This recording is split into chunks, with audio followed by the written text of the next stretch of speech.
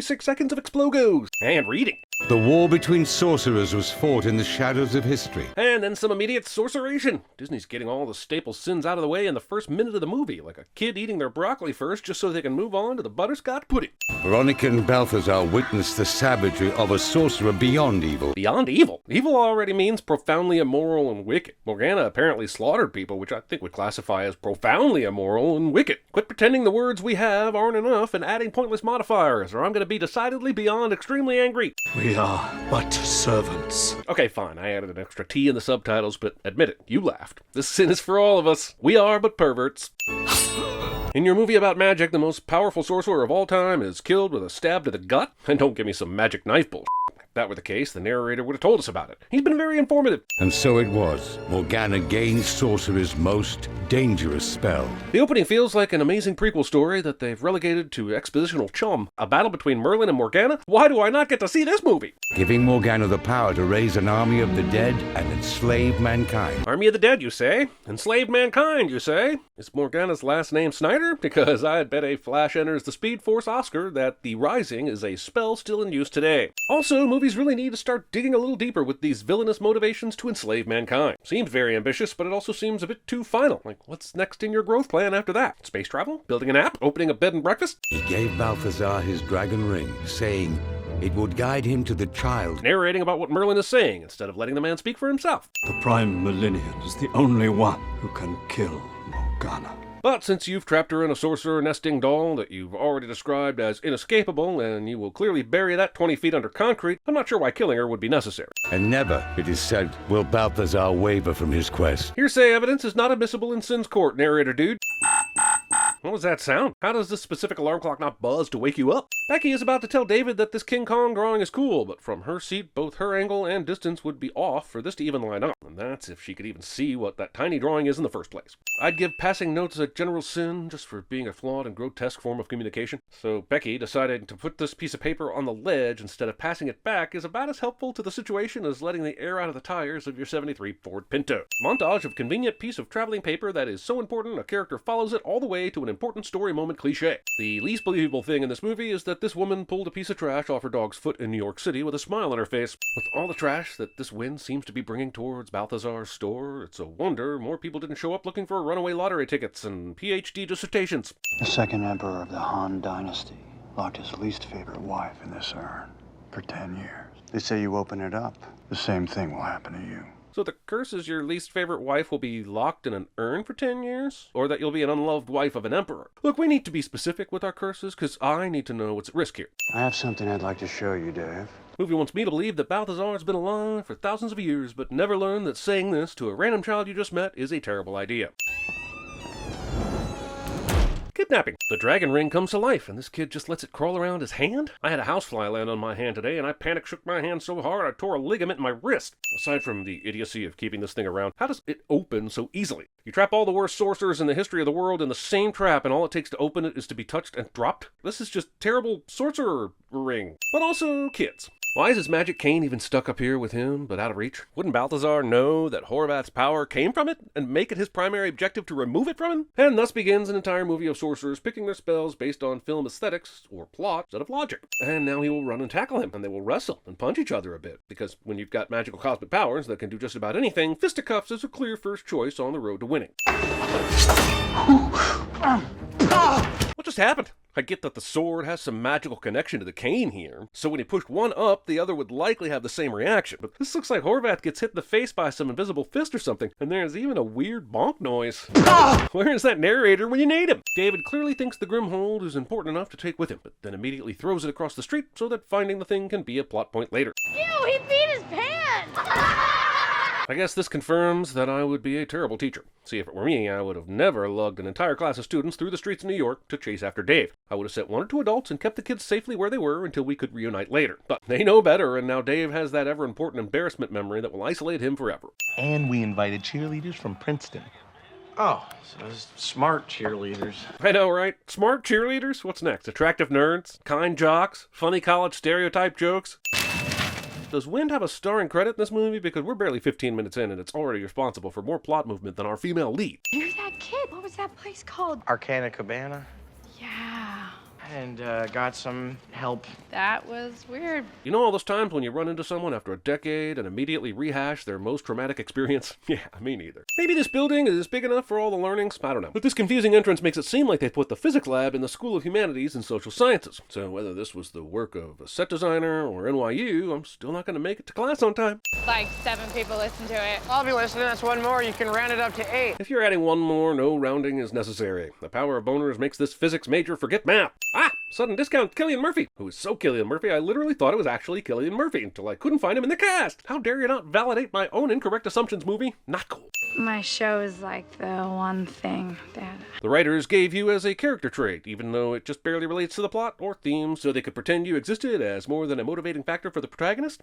I don't understand. Why did you have to buy this piece of junk? That's a strange way to say, why the f*** is that urn we bought moving on its own accord? And even though they went into the urn at the exact same time, Horvath will come out first with 30 full seconds to sabotage Balthazar. Movie can't make its plot urn, plot turn. Nicholas escapes his cage and decides to survive this by working a windowsill grab at terminal velocity instead of, doing sorcerer stuff. And of course, the convenient calendar wolves are there to conjure into reality. What if these two were like normal college students and had a sexy naked humans calendar instead? Where's that movie, Disney? How did this lone wolf manage to leave the pack on Horvath's side of the tracks and get to the other side without seeing Dave? Why isn't it attacking immediately? Is the Deus Maximus spell lingering in the ether? So let me get this straight. Gandalf and the Grey versus the Lord of the Dragon Ring is ex machina by a freaking great eagle? Sounds about right. Also, Balthazar turns the wolves into puppies, which I'm all for. But then he turns the puppies back into a calendar, which means he could have turned the wolves back into the calendar in the first place. So he chose to give us puppies and then take the puppies away from us. Do you know that in certain parts of the tri-state area, they still refer to having a nervous breakdown as pulling a David Stutler? Even if your rather innocuous 5-minute escape from your field day group, where you made up a fanciful story, had somehow been news enough that people not only heard about it and remembered your name, they would have just called it pulling a Stutler. Nobody cares about your first name, David. That doll is called a Grimhold. Re-expositing all the exposition from the beginning of the movie, and we're not even 30 minutes in. So unless you want him to turn you into a pig who just loves physics... How do you know he loves physics? You just got out of your urn, and he's never mentioned any of his interests to you. As far as you know, he might be pursuing a zoological phlebotomy degree while using his spare time to master the ancient art of the Wordle. You've heard how people use only 10% of their brains? The other 90% is for some random false trivia they find on the internet, like the 10% of your brain thing, the swallowing spiders in your sleep thing, and that whole thing about tech companies not selling your data. So wait, is sorcery science or magic? Yes and yes. Well, the answer's that then. Sorcerers, how do they work? Civilians mustn't know magic exists. That would be complicated. Says the guy in the 350-year-old rawhide trench coat. David thinks he would be good at CinemaSins, but fails to mention the giant metal bird they previously flew in on. Also, one would think that this little detail about muggles would in some way be of importance to the story, but nope, it's never brought up again. An old associate of mine speaks impeccable Cantonese. I'll introduce him to you now as to completely give away the element of surprise. This movie starring Jay Baruchel trying to subdue a dragon came out just 4 months after another movie starring Jay Baruchel trying to subdue a dragon. And you don't think we're living in a simulation? I'd like to learn some more. We'll need a place to work. Good news, I just happen to have a secret lair. For reasons. I am Balthazar Blake, sorcerer of the 777th degree, and you are my apprentice. And I am Jeremy, the Sin Master of the 666th degree, and these credits are rolled. Your rubber soles block the current. Because we can turn stuff invisible and manifest creatures, but protecting our feet from electric shock? Way out of our league. See, that's what padding is for. I swear Jay Baruchel almost saves this movie, even somehow made a nutshot clever, and there's no way I'm not taking a sin off for a clever nutshot joke. So, they tell me you're some kind of entertainer. Every interaction I have with distant family at Thanksgiving dinner somehow makes it into the script. Might I ask what's so special about this bench? It's my stalking bench. She's the one, man. And you know this because she liked your graffiti art 10 years ago and you fixed her radio antenna that one time? Or was it that one time you awkwardly stared up her skirt in public? Aren't you supposed to help me to achieve my personal goals? Ah, yes. I was really hoping this Disney movie would take a turn where the main character asked his guide to help him with a sexual conquest, and then said guide responds with the most unsubtle metaphorical flaccid pickle waggle of all time. You know, for kids. If Horvath catches you out on the street, you'll die. Is she worth that? Neither one of these assholes considers the fact that David pursuing a relationship with Becky at this particular moment also puts Becky in danger. Are you stalking me? Not in a threatening way. Pretty sure you're not the one who gets to decide that, Dave. Give me the cash. You need him to have to use his powers in the real world, so you go with white knight boyfriend defense girlfriend from New York City subway mugger of color Ray Shea? Bold choice, 2010 movie. And by bold, I mean terrible. Also, I'm not even sure why this scene is needed, or why he has to use his powers here. Except, of course, that the movie needs to remind us that there's a potential girlfriend in the movie that we haven't seen in about a half an hour. Also, movie doesn't acknowledge how complicated the situation should be now that the cops are involved. This active crime scene now has a reported mugging, an unconscious man, and a possible arson. The cops are going to have some questions, especially for the person who suddenly disappeared from the scene. Love is a distraction. It's true for sorcerers, Jedis, and tropey movie scripts. I have to go into town to pick up your anti-itch cream. Into town. According to the school records, this lab is in the financial district of Manhattan. Can we talk about how Dave could afford all this stuff? I get that somehow he has a professor that just gave him free reign of a subway basement he just happened to have, but there is a ton of expensive equipment here. I haven't done the exact math, but my quick estimates put his expenditures at around how do the friends afford 2 apartments in New York City dollars. This shirt is definitely different than this shirt, which he had on when Becky showed up for their study date. This is only weird because this shirt is the same as this shirt, and now they are making plans to meet up again at the lab on what feels like the same day as their previous study date. What I'm saying is, now would be a good time for that narrator to pop back in with some sort of explanation of time travel, because things here definitely seem out of order. You were listening. I played this song the other night. Did you doubt he was listening? And is him knowing One Republic's secrets really proof that he was? Now, if he had to play a song that you wrote, that you had only ever played in your own bedroom, and the only way he knew about it was that he hid a camera in your room, that would be romantic. According to this movie, I mean. Can't have anyone hearing your girly cries, right? Right, because 2 air dryers that will run for about 10 seconds while you continue monologuing is going to do a lot. Enough, you idiot. Watch the door. Why did you send him in first in the first place? That's what I keep telling him. People keep showing up to this fight like it's choreographed by Vince McMahon. Is that Balthazar's music I hear? There are at least 12 candles on this one desk in a room with enough electricity to run half a dozen giant musical Tesla coils. Why? I don't need your faculty identification card. These are not the droids you're looking for. Explaining your ripoffs, I mean references. Here it is. He has an unauthorized lab space. That we have record of in our computers, even though it's unauthorized. Balthazar, I've been waiting for 10 years to see this girl again. Believe me when I tell you, from the bottom of my heart, skip! When you think of the Disney live-action remakes, you don't think of The Sorcerer's Apprentice, do you? But here it is, shoehorned in with the horniest of shoes, a live-action version of the Sorcerer's Apprentice segment from Fantasia. This entire 5 minutes is a testament to the pointless emptiness of Disney's nostalgia strategy and a metaphor for them using previous property to do the work for them. It's lazy, forced, and irrelevant. In other words, this scene exists. Why are the outlets alive? Since when are outlets a cleaning utensil? Magic isn't a game. Yes, it is, and the movie knows this. Falling in that water and getting electrocuted. That's how a sorcerer loses his power. Seems like it should also kill you, considering nothing Balthazar has said to this point would prove otherwise. Even Merlin was squishy enough to die by knife. Dave is walking the streets of New York City, defeated by how dumb he is when he uses his newfound powers. I want to relate to the pressure he's feeling, but I can't help but wonder how the fuck he managed to discover the exact cafe where Becky is hanging out. Do you know how many cafe spots are in Manhattan? And somehow he managed to find hers? He really is a stalker. A creepy, nasty stalker boy who should absolutely not be taught mind control magic spells. Dave? What are you doing here? What are either of you doing at the top of the Chrysler building? Whole movie treats New York skyscrapers as if they all have an open door policy. Do you really think that one botched date was gonna make me hate you forever? For the sake of the forced third act conflict, you betcha he did. Surprisingly well done. Then I ask again, why send him in first? We've seen you do the Polyjuice potion thing before, so if you were surprised that Drake succeeded, I shall ask you one last time, why didn't you just do it yourself? Veronica chose you instead of me. Reducing the villain's motivations to an unrequited boner incantation. Well, I'm going to let you watch me release Morgana. Confusing Grimhold for Cuckold.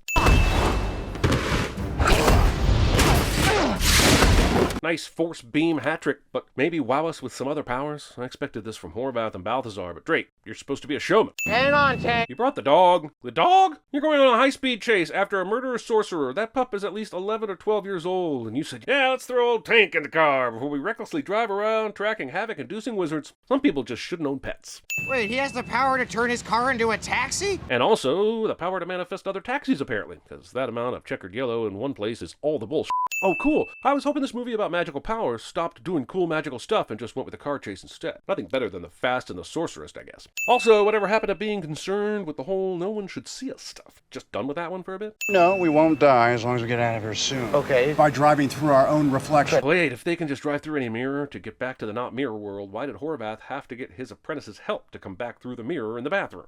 Our friendship and our magic were what Veronica and I depended on. They didn't have the technology in the Middle Ages to do newscasts, so this book is basically the medieval version of Newsposition, and I'm sending it as such.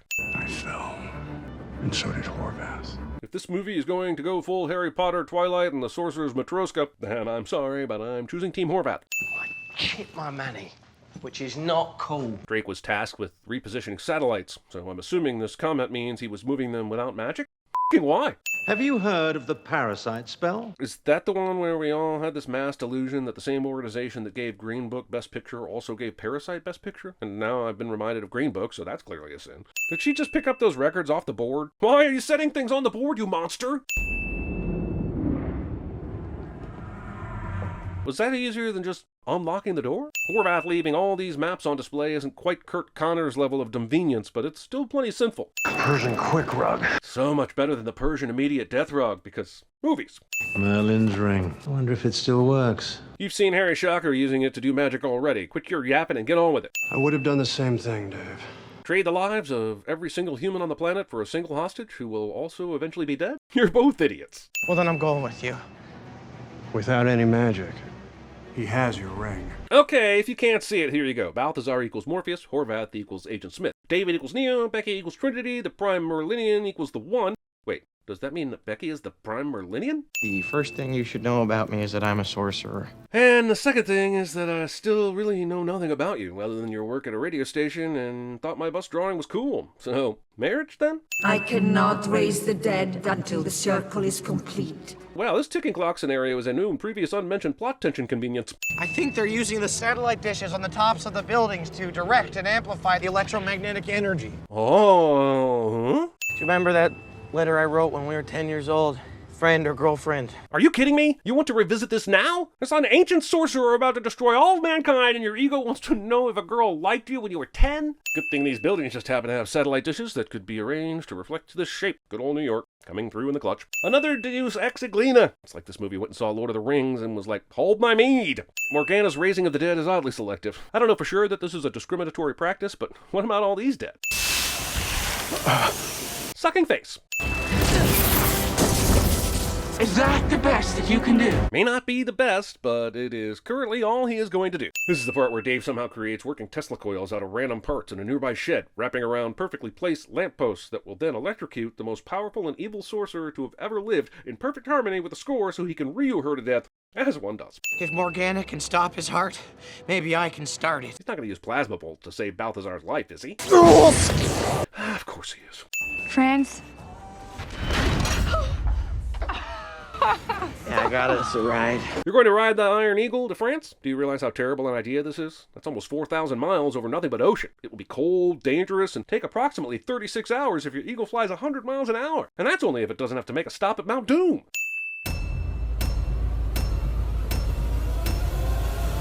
Now you see me? Now you don't. You're not supposed to be doing that, Dave. Now! I'm sorry, Dave. I'm afraid I can't do that.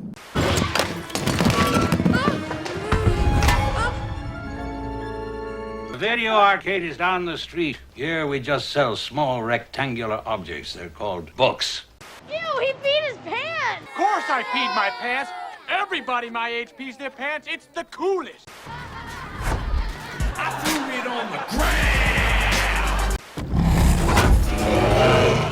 I'm gonna kill you, Dragon. I'm gonna cut out your heart and take it to my father. I'm a Viking. This is it. He's beginning to believe. But if you're up against the wall, there's only one weapon of choice. Am I not turtly enough for the Turtle Club? This is perfect. The rising will happen here. Don't mess with the bull, young man. You'll get the horns. You know what? It's all right, because I just remembered. I'm gonna steal the Declaration of Independence. Oh, no! Let's see you scurry out of this. You're going to tell me where the Grimhold is? Where is he? Merlin said, I'm like a prickly pear. I don't need your faculty identification card. My trick's gonna work on me. I'm not it. I'm not a hero. I'm not the one, Trinity. Trust me. Here, come on. Do you trust me? What? Do you trust me?